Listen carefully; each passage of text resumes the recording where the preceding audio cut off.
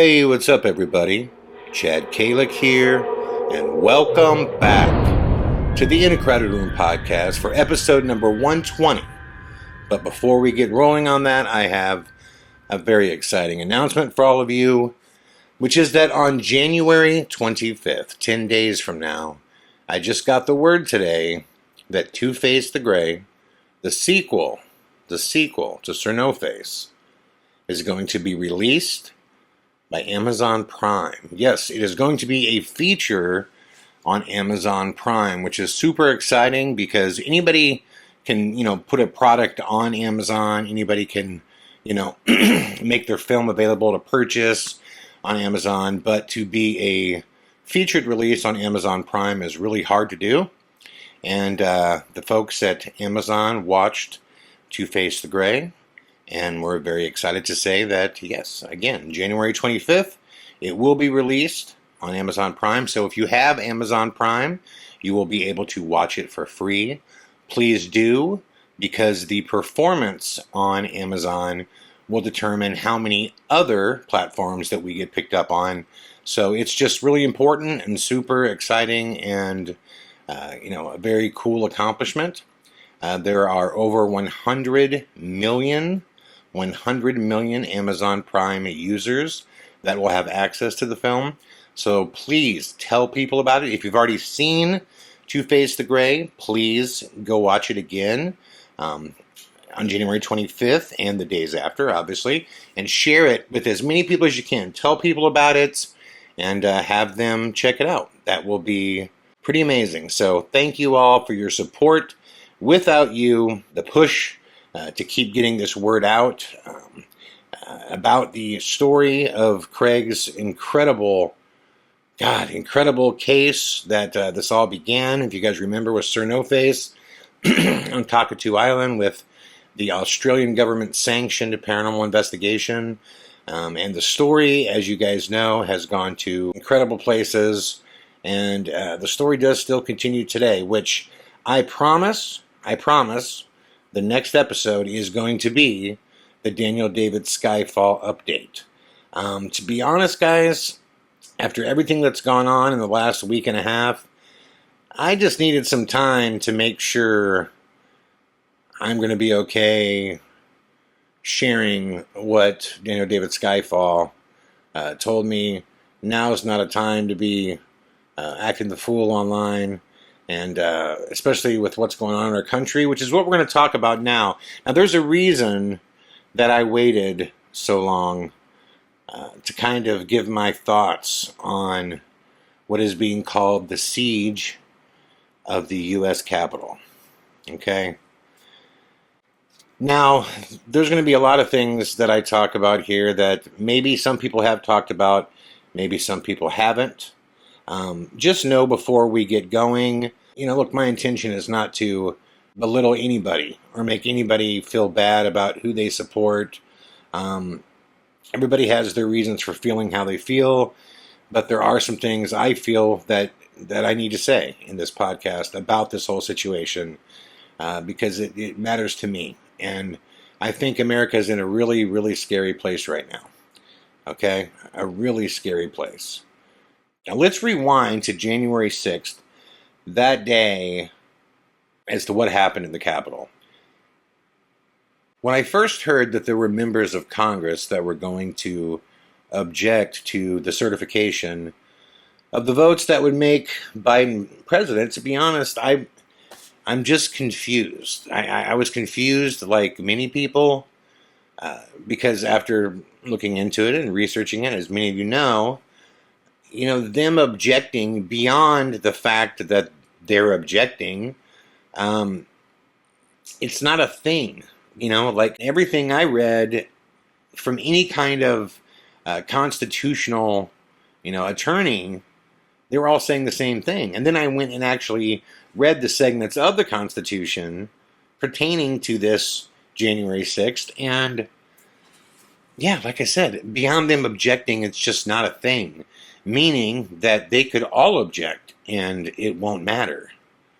Because constitutionally, it says that Mike Pence, the vice president, shall shall count and certify the votes. So it's like, it's not a question of will he or won't. It says he shall, not he could object and he could do this. Well, obviously, Mike Pence felt the same way, which we all learned shortly after Trump's speech, when Mike Pence released, his letter saying, "I'm not going to do anything other than what the Constitution states that I should do," which is to open the envelopes and say who the president's going to be. That's pretty much the end of it.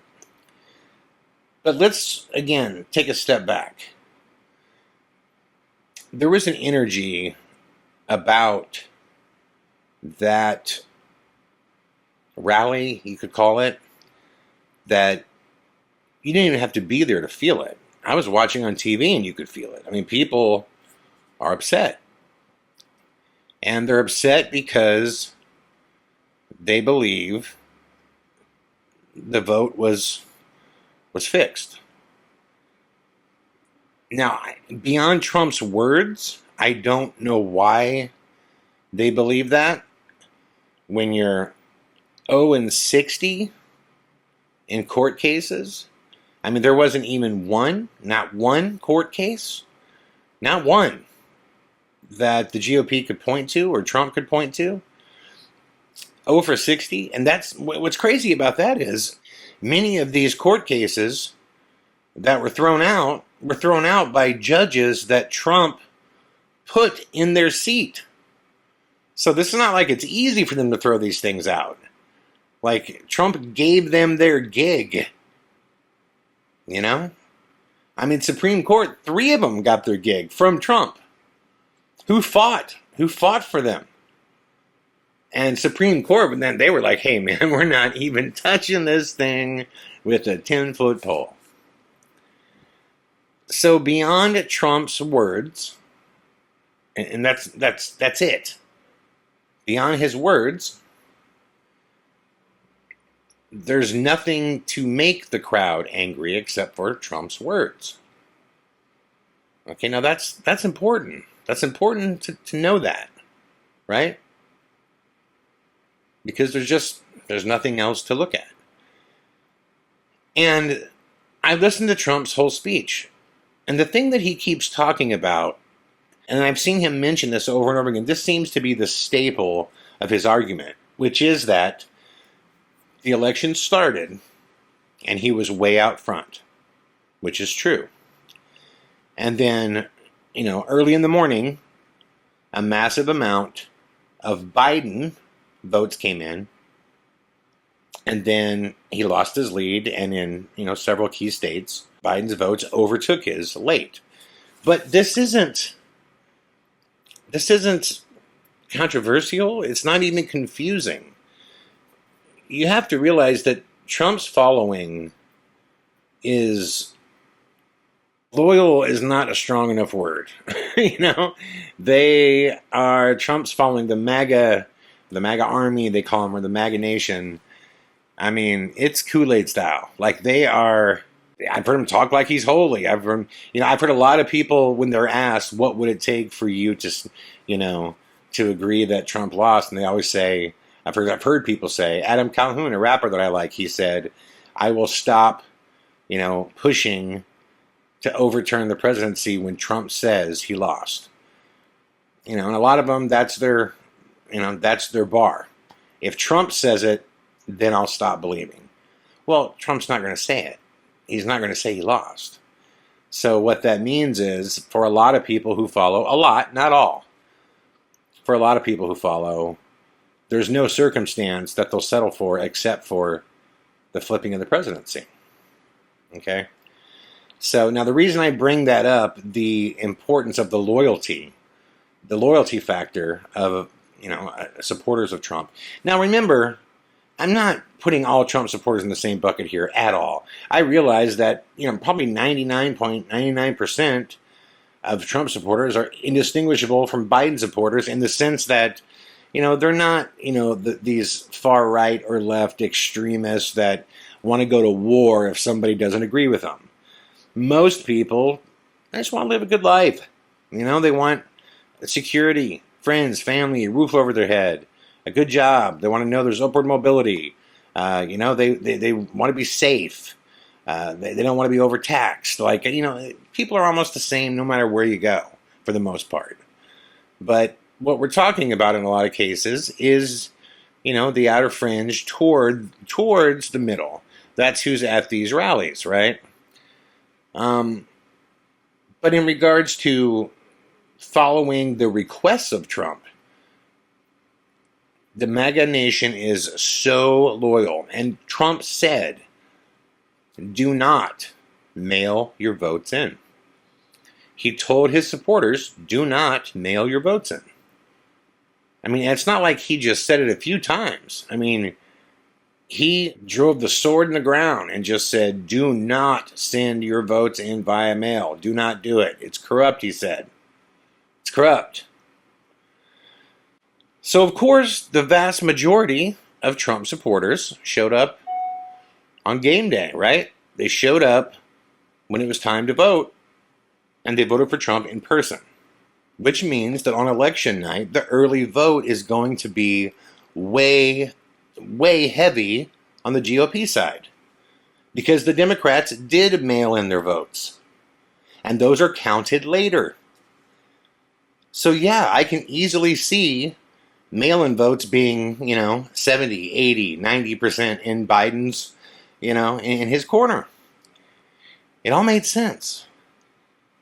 And what I thought would matter to the MAGA Nation did not matter. And what I thought would matter would be when Trump started turning on his inner circle. And I knew it was coming. Once 60 court cases were lost, and not only lost, but lost in the fashion that they were lost by Rudy, looking like he got stabbed in his ears. It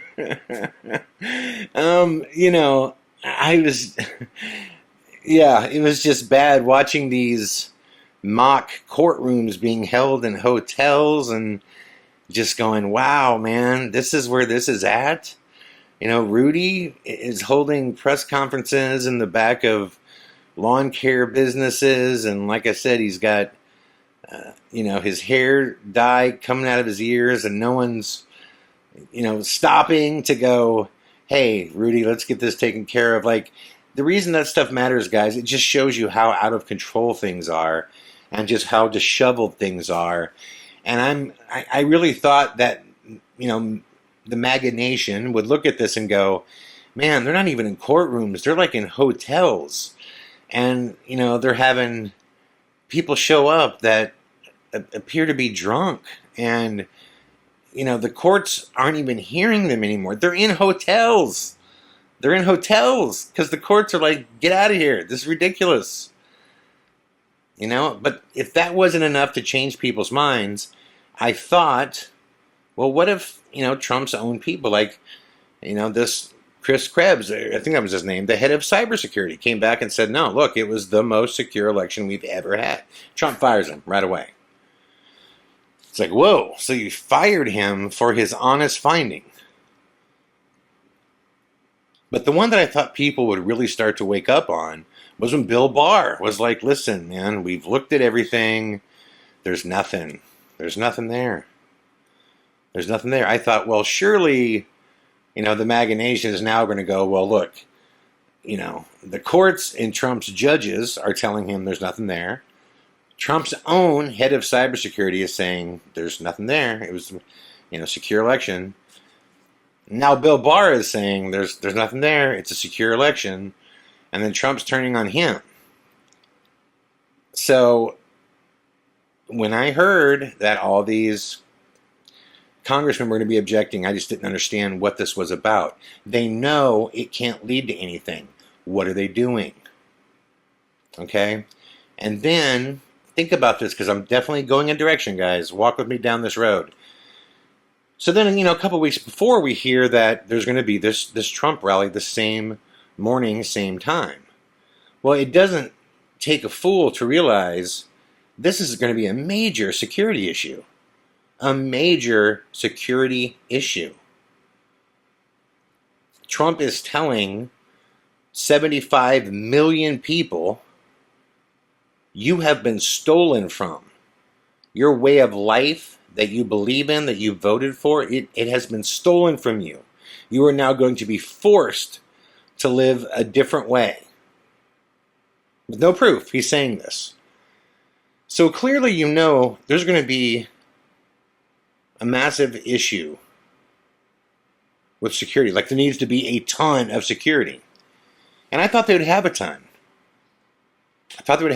And the reason I did is I think back to when Trump cleared the street so he could take that weird photo with the upside down Bible that wasn't even his, that he just grabbed. And then the church denounced Trump and was like, oh my God, we want nothing to do with him. You know, if you remember, man, the amount of force they had that morning. I mean, if you remember back, Bill Barr walked outside and said, listen, President wants to walk over here and take a picture. Clear this area and do it with the quickness. And they did. It was tear gas. They just started beating people with shields. It was crazy. And they cleared it in 2 seconds. And Trump and his entire staff, everybody just, lollygagged over, took their photo like nothing ever happened. I mean, there's a massive amount of security. So clearly, if Trump is holding a rally just up the street from Congress, there has to be a ton of security there. There has to be. And then a bunch of weird things started happening if you watch. A bunch of weird things.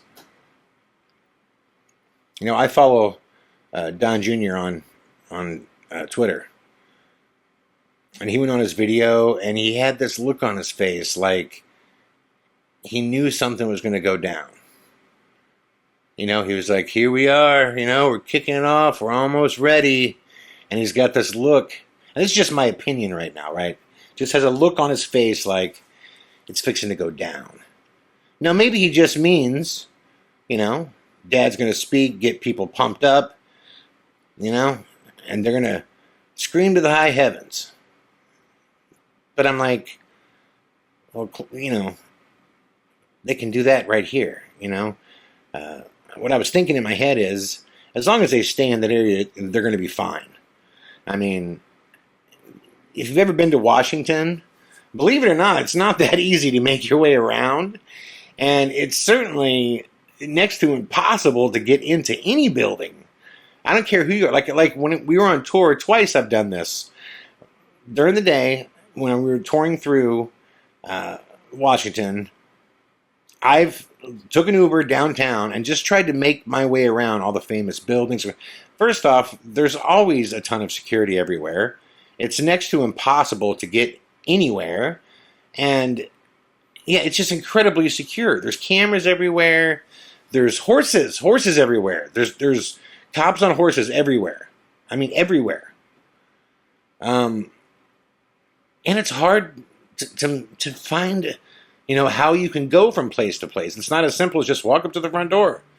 So before Trump spoke, I thought, well, half these people probably won't even know, where the Capitol is from where they're at. And even if they could see it, it isn't like it's a straight line, I was thinking someone would have to direct them where to go and have to tell them go there right now, because why would they all think they can get into the Capitol? They wouldn't think that. But then Trump started talking, and right away he brought up his whole thing about how he thought he won the election, and then all the votes came in, the dumps, he called it. But then he said, we're going to walk down here, and he said, I'm going to walk with you. And by the way, he absolutely said something to the effect of, you can't take your country back with weakness, you're going to do it with power. And earlier on, Rudy came out and made a really weird statement, and I want you guys to look it up. Just Google Rudy's speech, and Rudy's talking about, all the court cases. And then he gets to the point where he's talking about the machines and saying it's now the machines, and if they could just inspect the machines, then they would be proven right. And if they were wrong, they were wrong, but if they were right, people are going to jail. And he says that, and he goes, but if we're right, people are going to jail. And he has this really weird pause, and he says, so let's have trial by combat. And it's an odd statement. It's oddly placed. It doesn't make sense with the precursor sentence that he's talking about, unless you take it literally, meaning that we're going to just have combat and decide who's right or wrong. Really weird. It almost sounded like a vocal trigger. You know what I'm saying? Like when you're waiting for the sign that yay or nay, and the word you're waiting for is combat, or something of that nature. And it sounds like, that's what it sounds like. It sounds like Rudy just gives this bizarre, I've never heard that, trial by combat. I've never heard anybody say that. It was really weird, But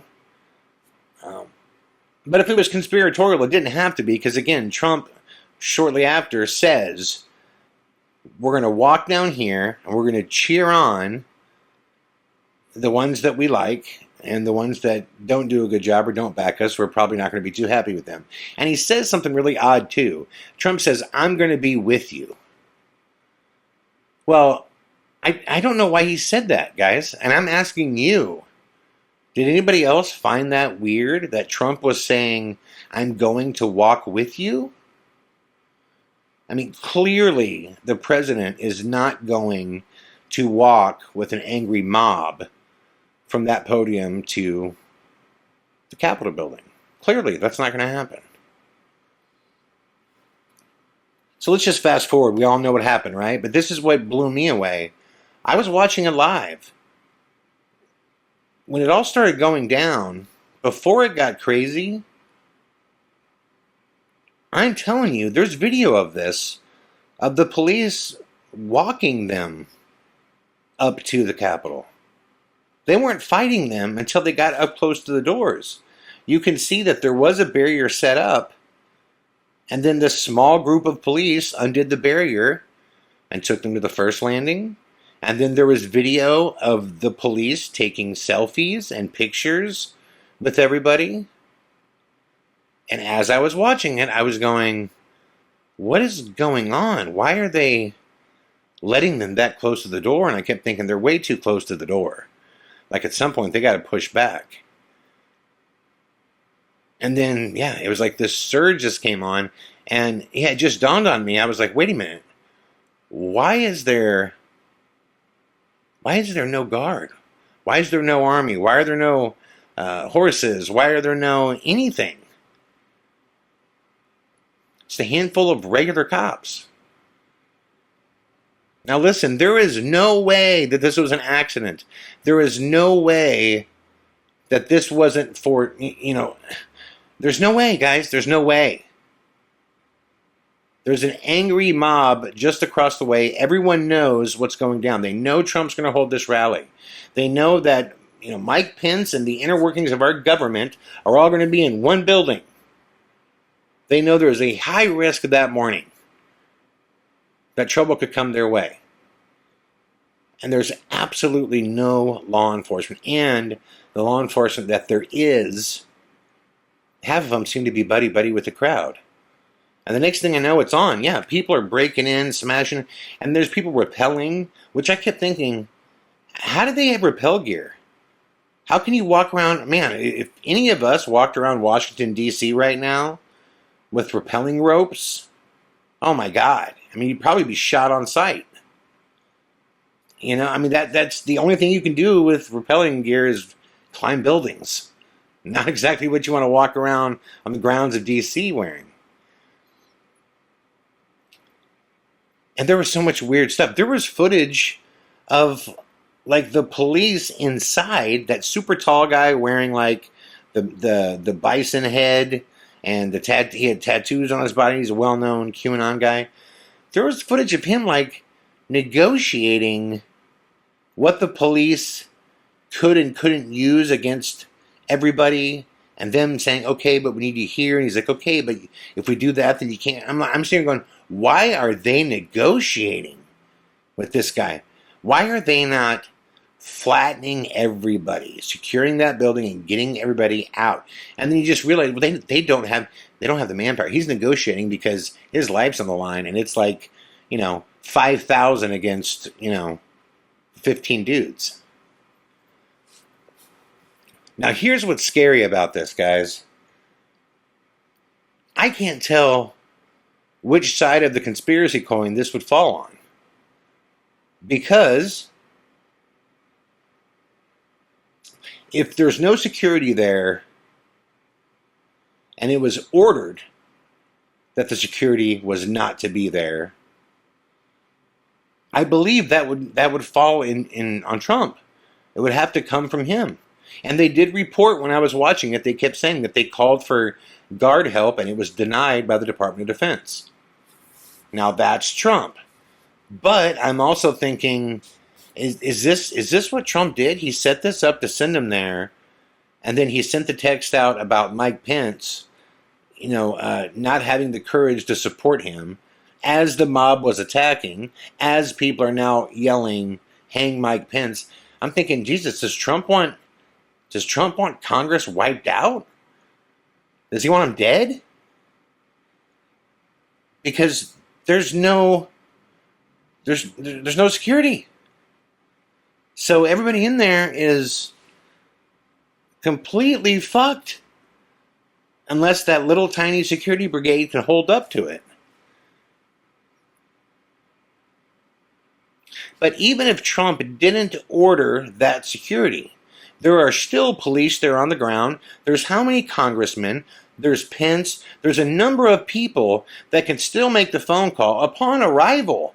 And like right when they get there and say, hey, listen, I'm uncomfortable. We need more security here. You can talk to the city, the mayor, the governor. There's so many people you can talk to quickly get security up to where it needs to be. So why didn't that happen? Because on one side of me says, okay, and I'm being conspiratorial here, because believe me, this was an inside job. I don't know which side that it fell on, but one side of me says, okay, if Trump's truly evil, which I don't know if he's this evil, man. I just think he's crazily ambitious and power mad. But I'm thinking, did he set this up to send them down there and wipe people out? Or did the Dems see this crowd coming, and did they intentionally allow a group through knowing that this would be the impeachable offense? This would be the second impeachment that would lock Trump out of ever being president again, ever having a hope for being president. But then my brain says, well, no, they wouldn't do that because they would have to risk their own lives to pull off that type of conspiracy. So what happened? What happened? And the reason that question scares me is because I think the answer is bigger than Trump. I think there's something way bigger going on. Way bigger. And I know that sounds like, oh, come on, Chad, what are you talking about? Are you talking about deep state? Yeah, I guess I am. There's definitely people that are more powerful than Trump that are running the show. And what the whole thing to me, what it felt like is an inside job, a completely staged precursor. It felt like a completely staged precursor. Because what happened a week and a half ago, 2 weeks ago? We heard Russia hacked our entire network. Our nuclear systems, our power grid, we heard it was bad. We had congressmen coming out and saying, I just got the report of what occurred during this, Russian cyber attack. And we had congressmen saying, I'm scared, and I think the public needs to know what happened.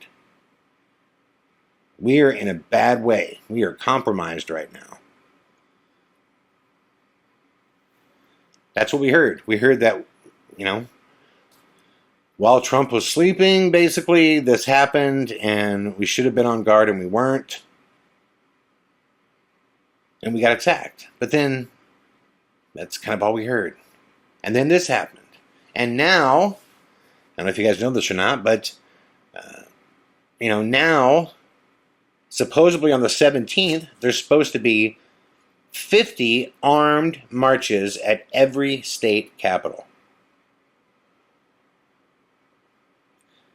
Now, the second that word got out, the second I started seeing that piece of information circulating online, that's when the whole part of this that makes me the most concerned began, which is that's when the social media kicked in and all the big tech media companies kicked in, and Trump was banned not only from Twitter, but now I think YouTube is holding him off for a while. Facebook's kicked him off, and then I heard, oh well, he's probably going to join Parler, or he did join Parler, and that's where a lot of the MAGA far right, really hardcore guys are on. And then next thing you know, you hear Parler's pretty much out of business because Amazon and Apple no longer offer the app, so they're completely screwed. And there were a bunch of other people who got banned on Twitter as well. And we started hearing, there's going to be more of that. Now, the free speech thing always scares me. I understand in a scenario where, someone like Trump has all kinds of power, and when you're pushing a false narrative and it's now costing people their lives, it's hard to argue that, you shouldn't have been banned. But it is not a right. It's not a right to have Twitter. But that free speech line is just, I hate to see it moved, man. I just think, we just got to be really, really careful of that. Really, really careful of what we start banning when we're scared. It frightens me. It frightens me big time. Because I think there's going to be more of that happens. And, but I don't know what else to do. When Trump is, pushing a narrative that is now costing lives, and the Capitol is being taken over. Because here's the weird thing, and let me just say this, and I don't think it's something that people like to hear, but it's true. You want to know what made those people at the Capitol, what makes them terrorists and not heroes? The only thing that makes them terrorists and not heroes is the fact that the election wasn't stolen. It's a lie. So their premise is what makes them monsters, right? Their premise is what makes them terrorists. Because if it were true, and if it was stolen, and if they can prove it, and if they can prove how, half the country was disenfranchised when it comes to their vote, right? When their voice was taken away. If that could be proven, that there was a tyrannical, opposing presidential candidate that found a way to just, do his own coup and just strip away the presidency from the rightfully elected president, we would call the people that stormed the Capitol, we would be calling them heroes. We'd be saying, our rights were stolen, and they fought back, and they took it back, but that's not the case. That's not the case. And for those that are trying to say that this was stolen, listen, if it was stolen, there's no proof of that, and the only thing we can go by in this fucking world is proof and truth. That's it. That's all we can go by. So if you're still saying that it was stolen, man, you are on the wrong side of history. You gotta stop. You might not like it. It might suck. And Biden might wind up being a really terrible president. Who knows? Who knows? But it wasn't stolen. And we got to stop saying it. The people who are saying it need to stop. I got no problem with people saying, I like Trump, I like his methods, I like the way he wrote, I like what he did, I liked his policy, but it wasn't stolen.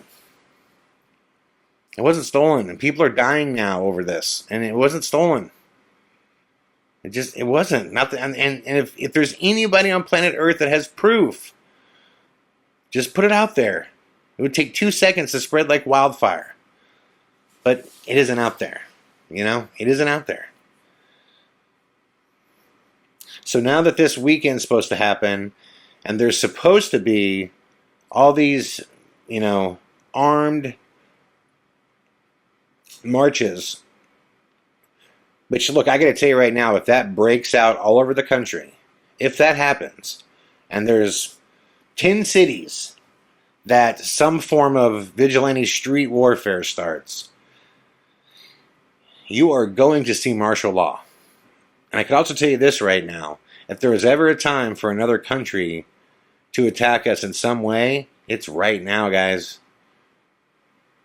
I hate to say it, guys, I have a terrible, terrible feeling in my gut that we should all be bracing for some kind of impact. Something bad is coming. I do not believe for a second. I don't know this. This is just my opinion, but I don't believe for a second that Inauguration Day is going to come and go without incident. The next 5 days are going to be very, very scary. I fully believe that there is somebody bigger than Trump that's pulling the strings on this. That was an inside job at the Capitol. Go back and watch it. There's no security there, and it never comes. It's not like it came late. It didn't come for hours. And the last thing I do want to say, for those people in the world that don't believe that white privilege exists, it's unfortunate that it does, because it's disturbing. That was white privilege. Because I'm sure you've heard everybody say it. It's true. If that was the Black Lives Matter movement, man, there'd be a lot of dead people. And you guys know I have major problems with the Black Lives Matter movement and the lack of leadership. Not with the fundamental heart and soul of what it's supposed to be. I have problems with this malleable cause and purpose. I have problems with the lack of leadership. But I'm telling you this, they would have been mowed down. And that's disturbing and shameful to say, but it's the fucking goddamn truth, man. It is. And I hate saying it, man, because it's sad. It's sad and embarrassing and disturbing and horrific, but it's the truth. I mean, these guys went to the Capitol, the photos, I mean, yeah. And it's not like I have some love lost for the actual building itself, but just the idea that this was done so easily. It was the beginning of something, guys. I really believe that. It was the beginning of something. There is a bigger issue at play here, and I think all this stuff is connected, and I think we're going to find out. I'm talking the cyber attack. I'm talking the state capitol siege. I'm talking the UFOs. Like, it's all, I believe it's all connected. And if I'm wrong, then I'm wrong. Whatever, But keep your eyes open, because although Trump was definitely responsible for winding up that crowd and sending them down there, and I think he was definitely, to some degree, involved with the fact that there was not enough security down there. But this was bigger. This was bigger than that. Like, these people, got into people's offices, and they knew where they were at. Like, first of all, the Capitol building is huge, guys. It's huge. I don't know how people could so quickly go into this, these buildings and discern where everybody's office is, and it's just, I'm telling you, everything about this screams inside job on a grand level. And I think very, very soon we're going to find out that it was. And brace for impact, man. I think we got a crazy 5 days coming. And I hope I'm wrong, guys. I hope the 20th comes and goes without incident. I pray that is the case. Let me know your guys' thoughts below in the comments. I love you guys. I will be back tomorrow with the Daniel David Skyfall update episode. The much anticipated Daniel David Skyfall update episode. Much love, everybody. All the best, and I will talk to you tomorrow. Bye-bye.